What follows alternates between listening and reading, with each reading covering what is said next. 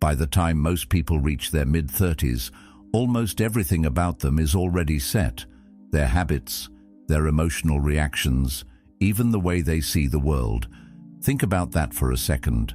95% of who you are today is simply repetition of yesterday. The Stoics warned us long ago that we become what we repeatedly do. So if your days look the same, if your thoughts sound the same, and if your emotions feel the same, then your future is already written, unless you decide to change the script. But here's the truth that few ever realize. You are not a prisoner of your past. You can rewire your brain. You can teach yourself to think differently, feel differently, and live differently. And when you do, life doesn't just improve, it transforms. Today, we're going to uncover how you can finally take control of those thoughts and reshape the destiny they create. If you're someone who believes in growth, in freedom, in building a life of purpose rather than being dragged by habit, then this journey is for you. And if you want to keep walking this path of wisdom with me, consider subscribing. As a choice for yourself, a commitment to seek out knowledge, to practice self-mastery, and to live more intentionally each day. Every morning feels like a fresh beginning, yet most of us unknowingly repeat yesterday without even realizing it. The moment you open your eyes, the first instinct is often to reach for the phone. You scroll through familiar faces, the same arguments, the endless stream of headlines, and the constant noise that fills your head before you've even taken a breath. Then, without thinking, you get out of bed on the same side as always, drink the same coffee, drive the same route, and see the same people who trigger the same emotions in you. Day after day, the pattern repeats. It feels comfortable, it feels normal, but the truth is, it's a program running quietly in the background. Marcus Aurelius once said, "The soul becomes dyed with the color of its thoughts." If our thoughts remain unchanged, then so does the essence of who we are.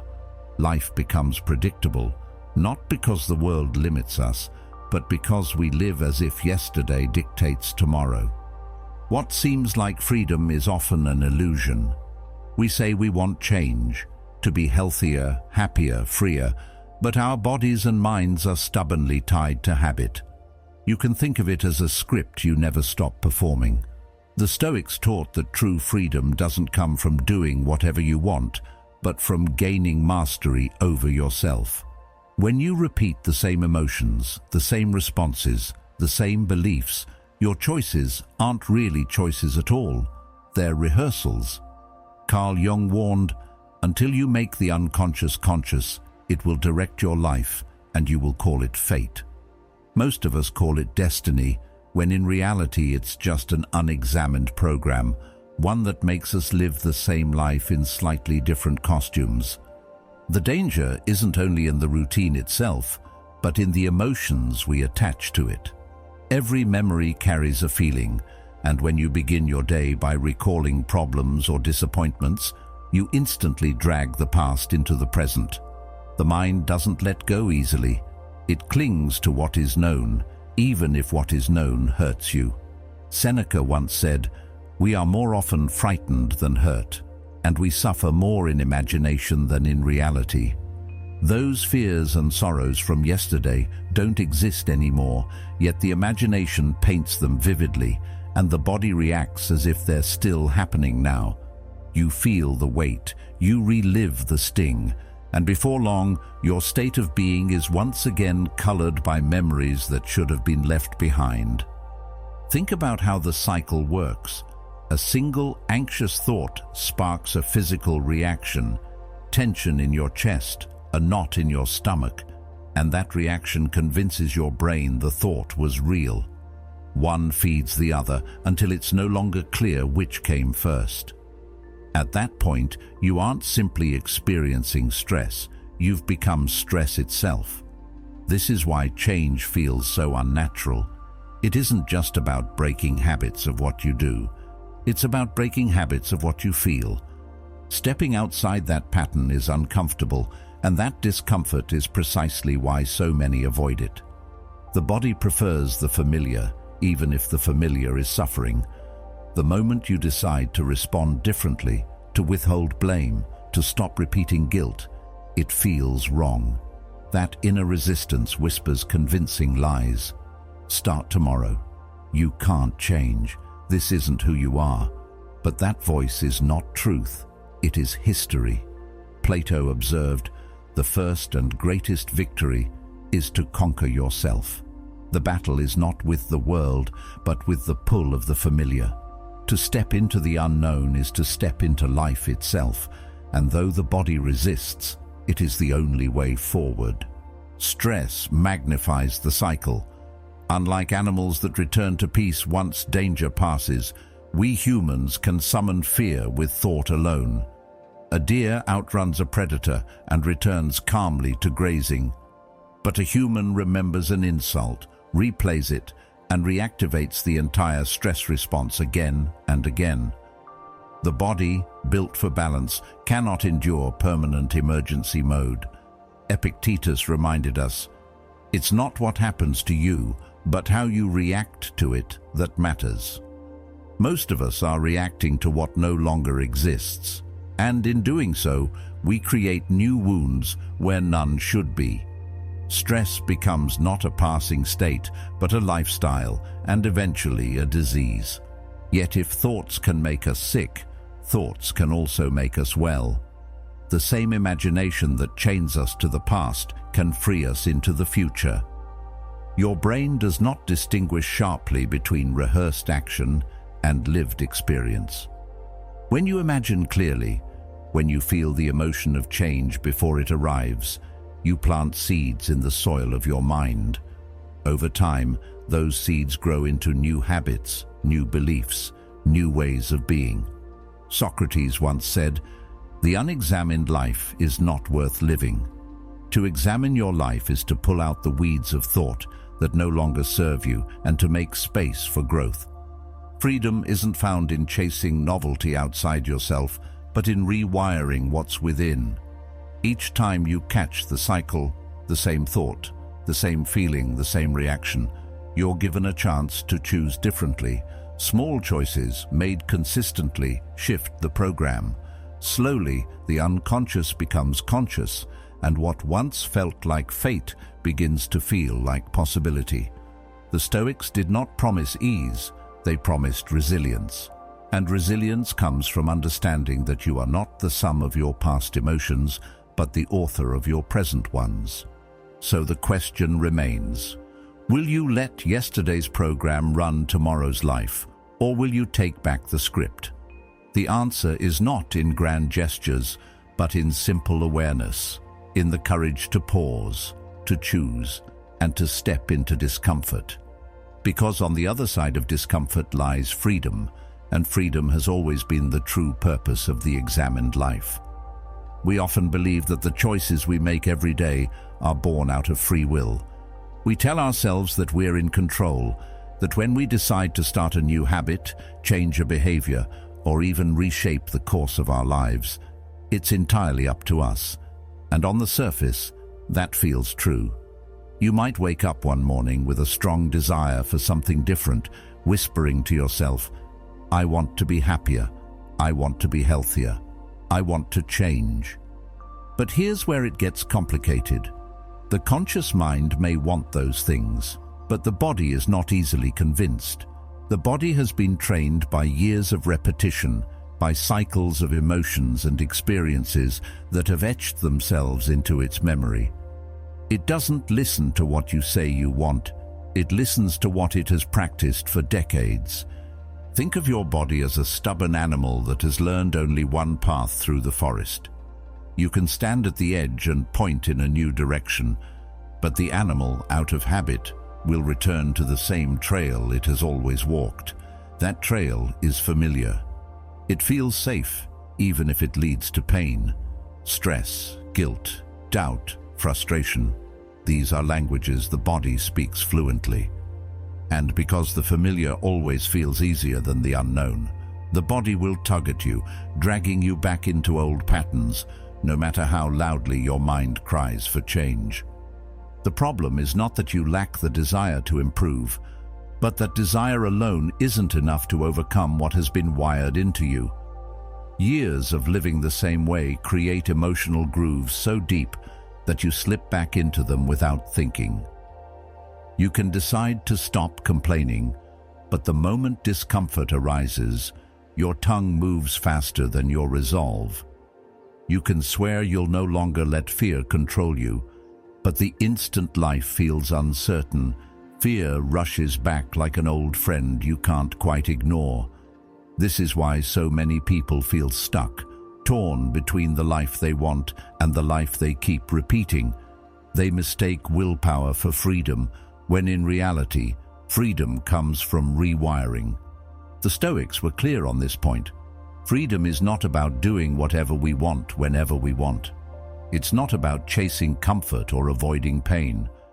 Epictetus said, "No man is free who is not master of himself." Freedom comes when we no longer serve the emotions and habits that enslave us, when our choices are not dictated by fear, by impulse, or by the pull of the familiar.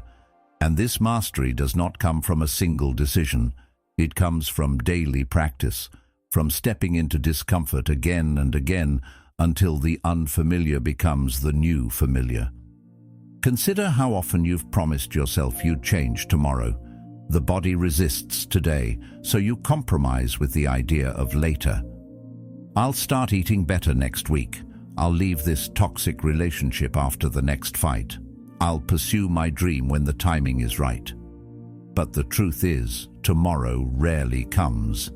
The program speaks with the voice of delay, convincing you that you'll act in the future while ensuring you remain trapped in the present. This illusion of free will explains why so many people wait for a crisis before they truly change. Pain jolts them out of the comfort of routine. Loss, illness, heartbreak, or tragedy shakes the body enough to allow the mind a chance to redirect it. But why wait for disaster? The choice to rewire yourself doesn't have to be forced upon you. It can be chosen in a moment of clarity, in the recognition that if you don't act now, the same patterns will rule the rest of your life. Seneca once said, "It is not that we have a short time to live, but that we waste a lot of it." Wasting life doesn't only mean idleness, it means repeating the same cycle until time has slipped away. What's difficult about this path is that it demands honesty. You must admit that the life you call your own may, in truth, be mostly rehearsed. That honesty is uncomfortable, but it is the starting point of freedom. When you feel the body pulling you back into anger, into self-doubt, into endless distraction, you must pause and see it clearly. You must remind yourself that this pull is not who you are, but simply the program doing what it knows best. Each time you resist the pull, even in the smallest ways, you weaken the illusion that the program is in control. It may be as simple as not picking up the phone the moment you wake up, or choosing to respond with patience instead of irritation when someone pushes your buttons. These moments may seem small, but they accumulate. Slowly, the stubborn animal learns a new path through the forest. Slowly, the body learns to trust the mind again. And when that happens, free will is no longer an illusion, it is a living reality. True change is less about forcing your body to obey and more about teaching it to follow a new rhythm. It is about rewiring thought by thought, emotion by emotion, until what once felt impossible becomes natural. Freedom begins when the conscious mind and the body finally align, when your choices are no longer hijacked by the echoes of the past, but are guided by the clarity of the present. That is the gift of self-mastery, and that is where real free will begins. Every day begins the same way for many people, not with a sense of freedom, but with a quiet return to yesterday. The moment the eyes open, the mind begins scrolling through problems, disappointments, and unfinished conversations. Without even realizing it, the first breath of the morning is colored by the memory of the past. The argument that left you unsettled, the worry about bills, the regret of a mistake, they resurface, not as faint recollections, but as living emotions. And once those emotions return, they shape the way you see everything that follows. What should be a fresh start quickly becomes a continuation of yesterday's burdens. It feels natural because it is practiced, but in truth, it's nothing more than the past replaying itself through you. That is the real trap. The body does not know the difference between what is happening now and what has been remembered with intensity. When you recall a painful moment, the heart races, the muscles tighten, the stomach turns. You are reliving an old experience in the present moment as though it were happening again. And the more often you do this, the more your nervous system learns to respond to memory as though it were reality. Epictetus was right when he said, "We suffer more in imagination than in reality." So much of the pain that weighs you down is not being caused by life in this very moment, but by the mind's insistence on carrying yesterday into today. It is easy to underestimate the cost of this cycle. Each remembered hurt becomes a lens, and through that lens, you interpret your entire day. If you wake up thinking about betrayal, trust will seem impossible. If you wake up rehearsing failure, opportunity will feel out of reach. The past acts like a filter that colors every present experience with its own shade. And soon, the present is no longer truly present. It is only the past in disguise.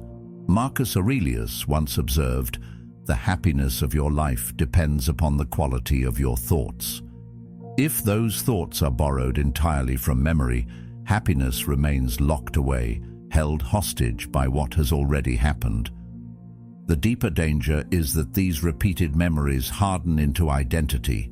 Recall a disappointment long enough, and you no longer see it as something that happened. You see it as who you are.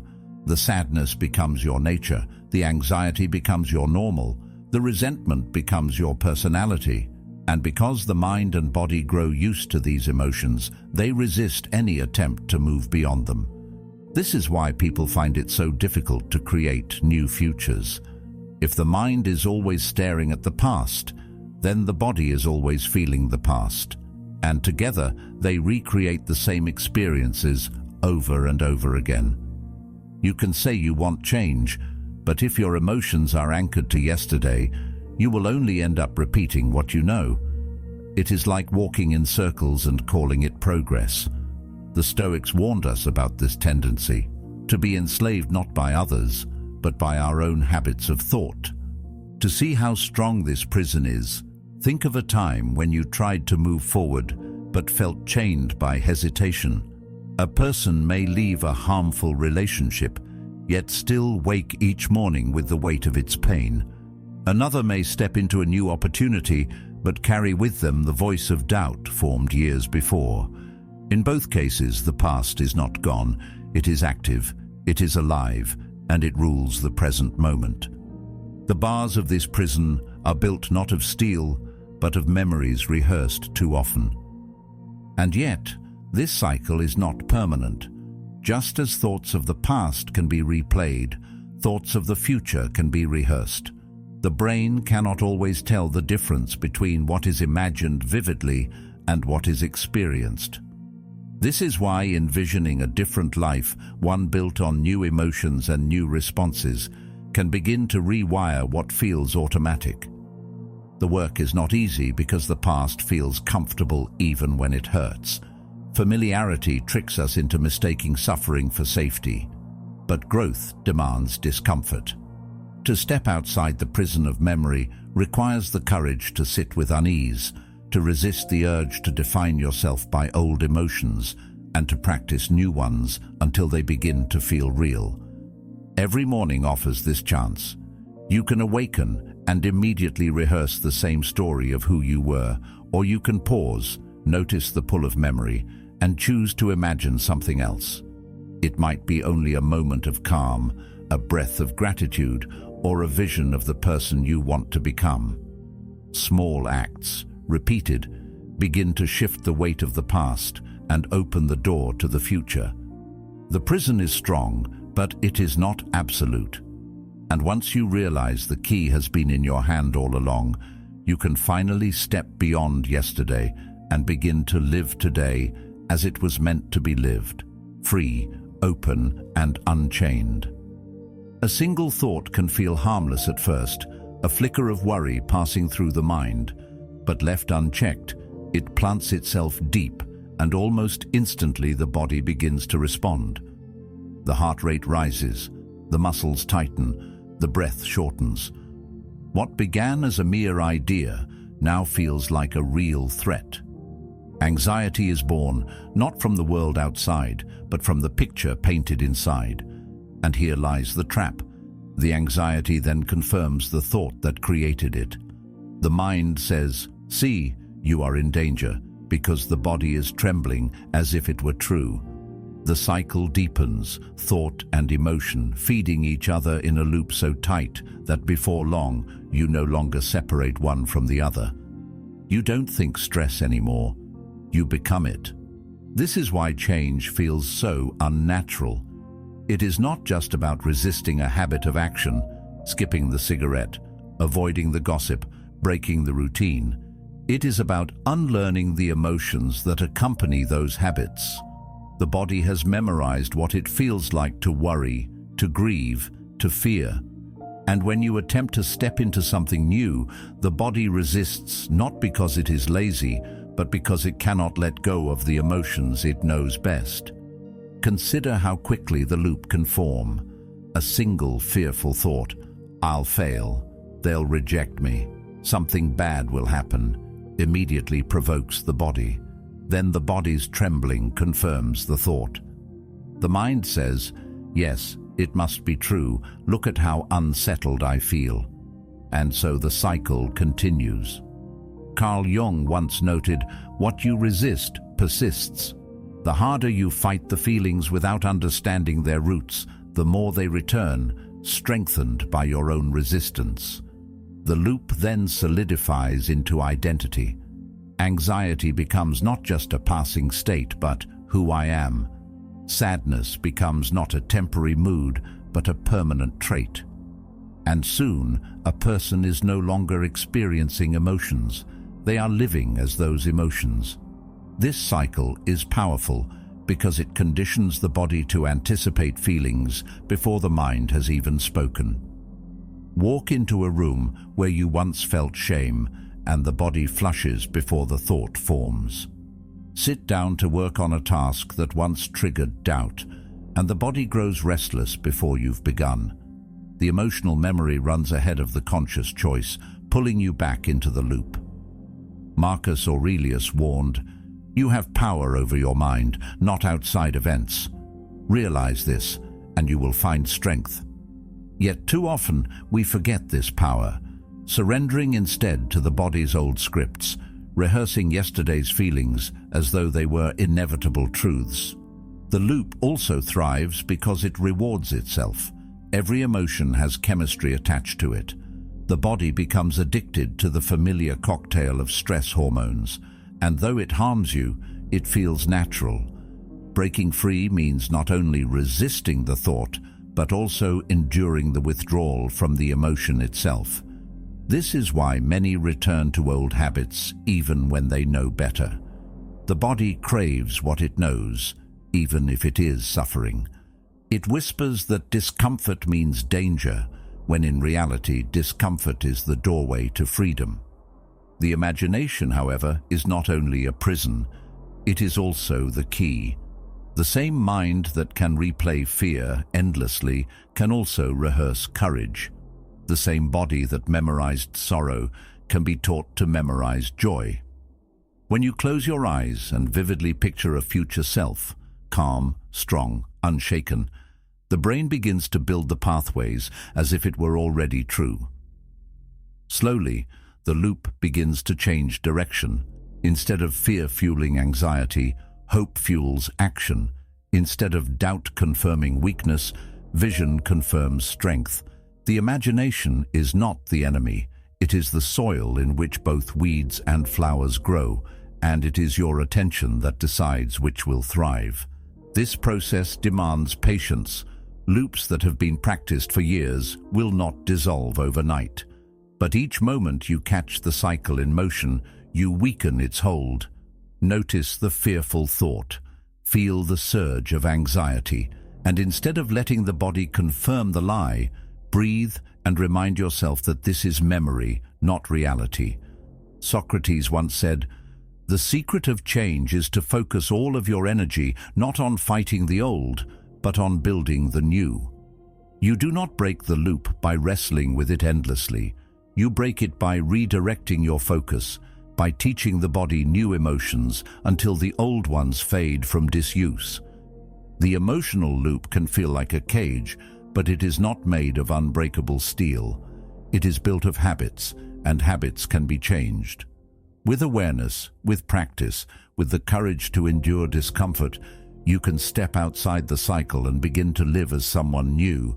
And when that happens, the same imagination that once trapped you becomes the very force that sets you free. Change always sounds inspiring when we think about it, but the moment we try to live it, resistance shows up like a shadow. You decide to take a different path, even in something small, and suddenly the body protests. The heart races, the stomach tightens, the mind fills with doubt. A whisper surfaces almost immediately. "This doesn't feel right. Start tomorrow. You'll never change." Those words feel convincing, but they are not truth. They are echoes of the past. This is why so many people get stuck repeating the same patterns year after year. The body has been conditioned to treat the unfamiliar as unsafe, even when the familiar is misery. Think about it. Staying in a toxic relationship feels easier than leaving. Clinging to unhealthy habits feels more comfortable than building new ones. The mind dreams of change, but the body clings to routine, because the body trusts what it knows, not what it hopes for. Marcus Aurelius once said, "It is not death that a man should fear, but he should fear never beginning to live." To never step into the unknown is to never truly live, yet resistance persuades us to mistake survival for life. The power of resistance lies in its disguise. It doesn't scream, it whispers. It speaks in rationalizations that feel harmless. "You're too tired today. The timing isn't right. Maybe when you feel more prepared." These excuses don't sound like sabotage, but they quietly delay action, sometimes for years. Seneca once noted, "While we are postponing, life speeds by." Resistance thrives on postponement. It doesn't need to defeat you in one moment. It only needs to convince you to wait again and again until the chance for change slips away. And yet, every moment of resistance carries within it a choice. You can surrender to the familiar, or you can step into the unknown and endure the discomfort that comes with it. Discomfort is not the enemy. Discomfort is the proof that you are moving beyond the boundaries of your old self. Aristotle said, "We are what we repeatedly do." Excellence, then, is not an act, but a habit. The habit of resisting discomfort leads to stagnation, but the habit of facing it, of leaning into it, creates excellence. Each small victory over resistance rewires the body, teaching it to trust what once felt unsafe. But here is the challenge. The body doesn't give up easily. The longer you've lived a certain way, the louder resistance becomes when you try to shift. Old emotions rise to the surface. Guilt, shame, fear, they all rally together to pull you back into the familiar. It feels as though you are betraying yourself, but in truth, you are only betraying the version of yourself that has kept you small. Think of resistance as the threshold guardian. In every myth, the hero encounters a gatekeeper before stepping into a new world.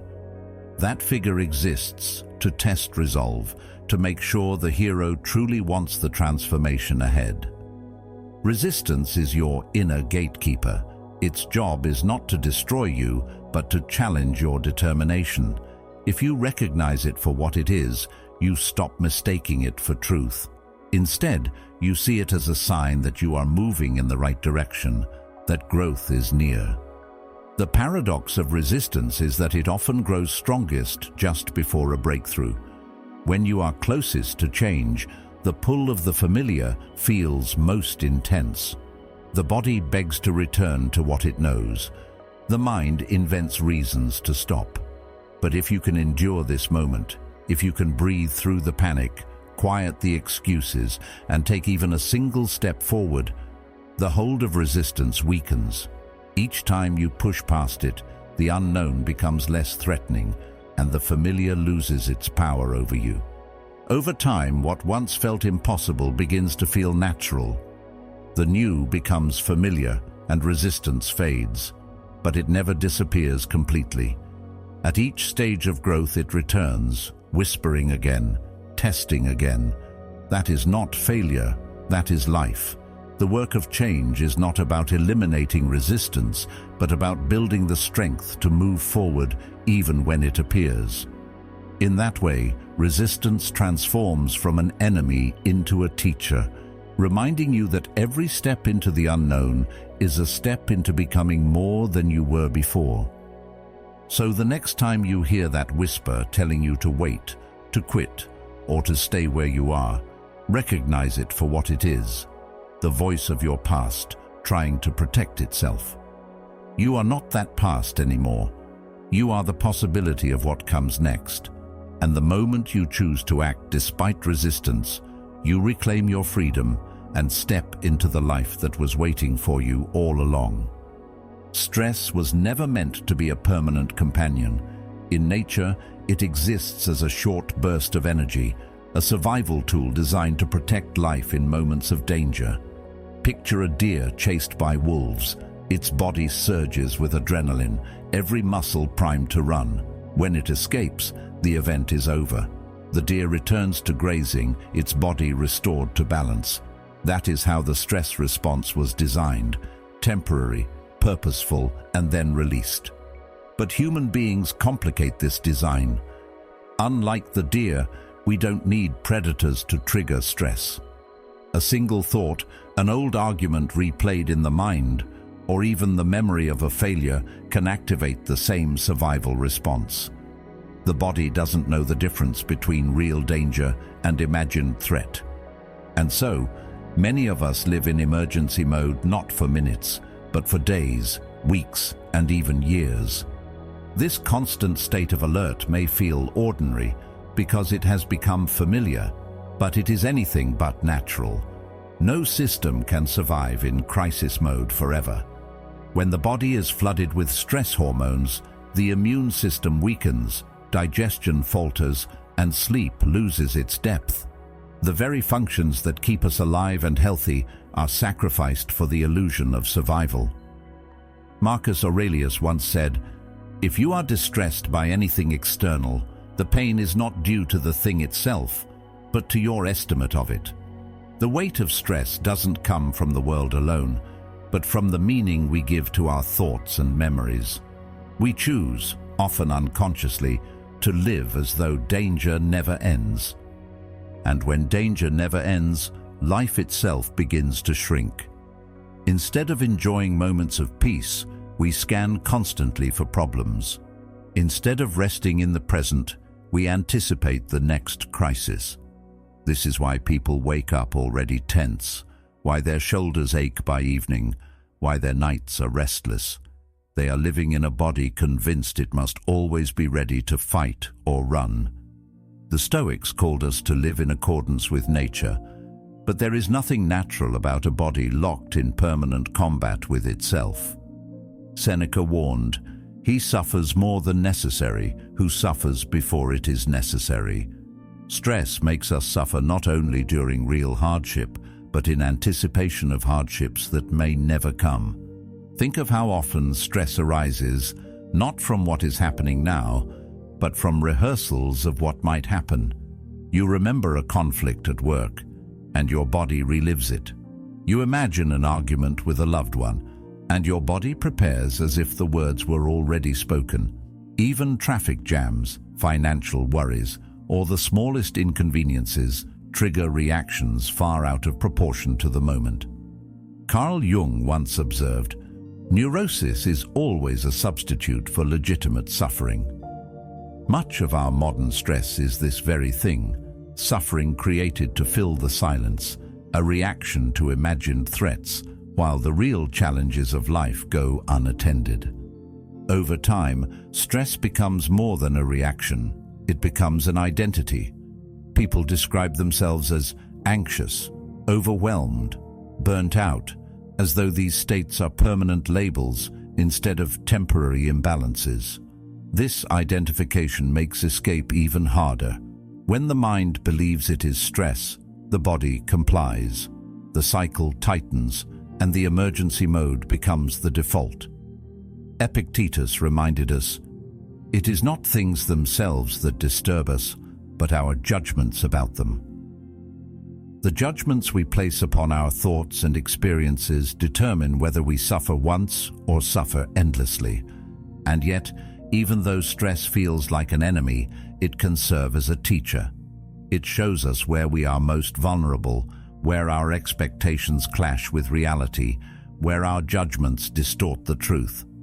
If we pause to notice stress, to examine the thought that triggered it, we begin to see clearly the gap between reality and our reaction. Aristotle said, "The energy of the mind is the essence of life. If that energy is consumed by stress, then life itself is drained of vitality. But if we redirect that energy from constant fear toward awareness, from judgment toward acceptance, then life begins to restore itself. The path forward lies in choosing not to live as the deer who never stops running." Stress will always visit us, but it doesn't have to own us. Nature intended for balance to follow disruption, for calm to follow chaos. The more we honor that rhythm, the stronger we become. Resistance to this truth weakens us. Alignment with it makes us resilient. The Stoics knew that peace doesn't come from eliminating difficulty, but from meeting it without losing ourselves. Stress may be the silent destroyer when left unexamined, but once understood, it becomes the signal that it is time to return to balance. So when stress next rises, notice it. Recognize that it is not a command but a signal, not a destiny but a choice.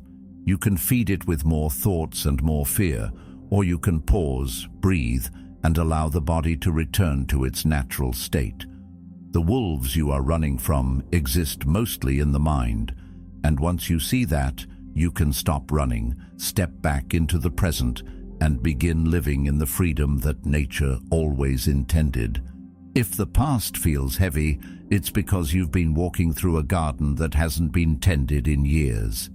Every grudge, every regret, every repeated memory of failure is like a weed that has been allowed to spread unchecked. The longer it stays, the deeper its roots grow, until the garden no longer reflects possibility, but only the shadows of what has already been. To move forward, those roots must be pulled. Not with anger, not with resentment, but with awareness. You see them for what they are, leftovers of a story that no longer serves you.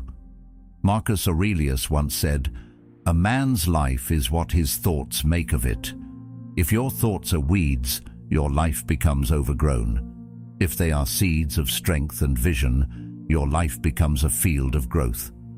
The process begins not with planting new ideas, but with preparing the soil of the mind. You cannot sow fresh seeds while bitterness and self-pity still choke the ground.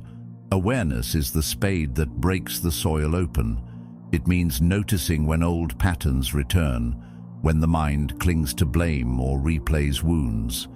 It means refusing to water what you no longer wish to grow. This work can feel uncomfortable because the familiar weeds often disguise themselves as identity. I am my anger, I am my failure, I am my guilt. But Carl Jung reminded us, I am not what happened to me, I am what I choose to become. The act of uprooting is the act of reclaiming choice, of refusing to let yesterday's identity dictate tomorrow's growth. Once the soil is cleared, planting begins, and what you plant matters. Each thought is a seed. Each vision of yourself is a seed. Each rehearsal of a different reaction, a different way of being, is a seed. The brain does not sharply distinguish between imagination and lived experience. When you vividly picture yourself calm in a storm, patient in conflict, or confident in challenge, your brain begins wiring pathways as if it were already true. The rehearsal becomes practice, and practice becomes nature.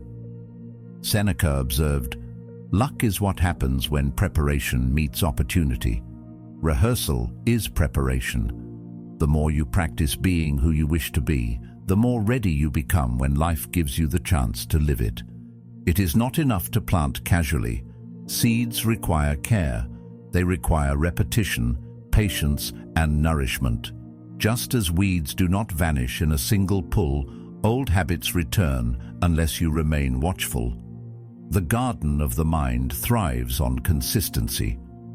The beauty of this practice is that it transforms imagination from a source of fear into a source of freedom. Earlier in life, imagination may have replayed failures or magnified fears. Now, it becomes a stage for rehearsing strength, for living tomorrow before it arrives. Epictetus once wrote, "First say to yourself what you would be, and then do what you have to do." This is the essence of planting the future, to decide in advance the shape of the person you wish to become, and then to live each day as practice toward that vision. But planting the future requires patience with imperfection. Not every seed grows at once. Not every day feels victorious. Some mornings, the old weeds return, whispering that nothing has changed. This is natural. No garden transforms overnight. The discipline is not in demanding immediate results, but in trusting that repetition will bear fruit. There will be setbacks, days when you feel yourself slipping into anger or doubt, moments when the weeds of the past push through the soil again. But even this is part of the process. Every act of awareness, every time you pull a weed, you strengthen your ability to grow. Over time, you notice the weeds less, because the seeds you planted now bloom stronger. What once felt forced begins to feel natural. What once felt like effort becomes identity. In this way, planting the future is not a one-time act, but a lifelong practice. It is the daily decision to see yourself not as the product of your past, but as the gardener of your becoming. Each thought, each choice, each rehearsal is another seed. And with enough patience and care, the garden of your mind reflects not where you've been, but where you are going. The past may be full of weeds, but the future is always fertile ground waiting for you to plant something new. Freedom is a word that sounds beautiful, but living it is far more demanding than we often admit. Most people imagine freedom as doing whatever they want, whenever they want, but the Stoics understood it differently. They knew that freedom was not the absence of obstacles, but the mastery of oneself in the face of them. It is not about comfort, it is about resilience.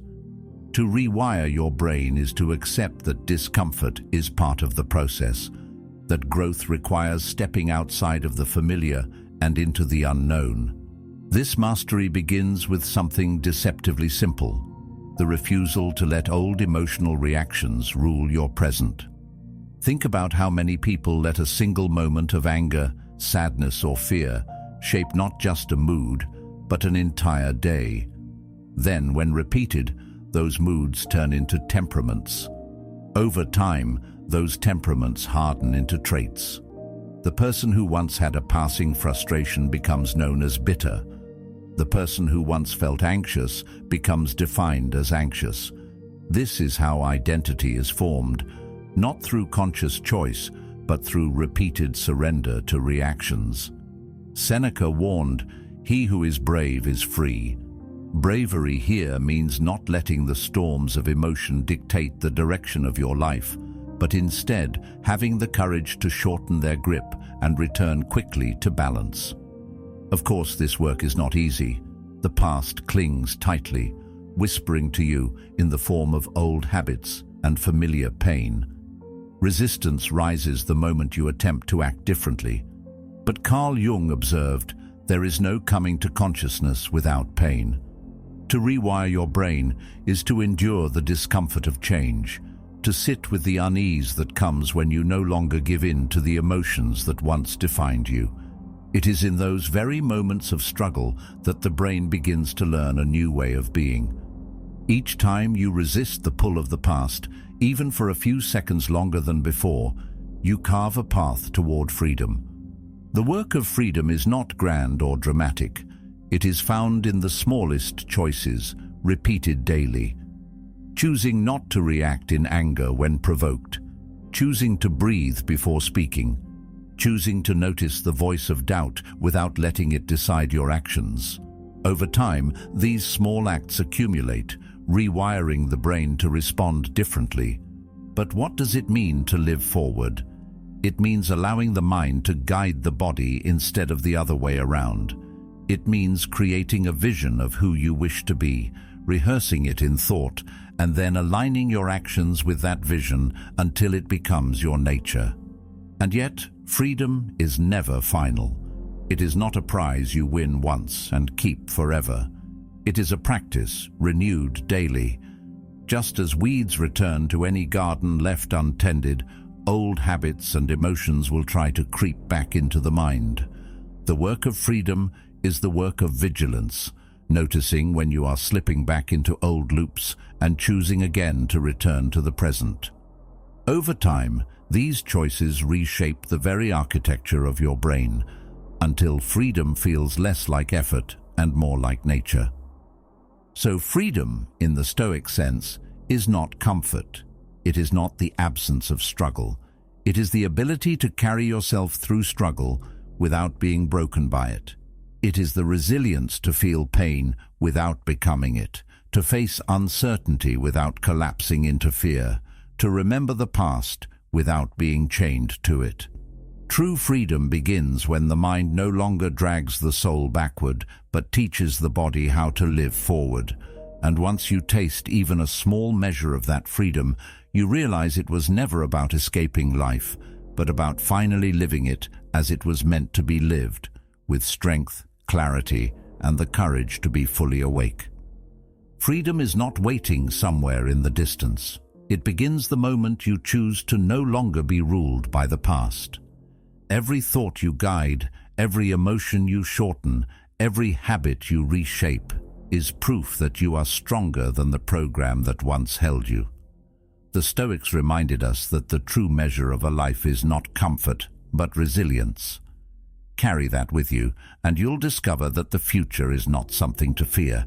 It is something you are planting right now.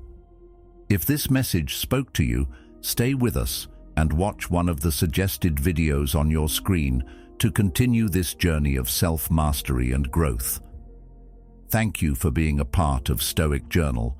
Your path to freedom is only just beginning.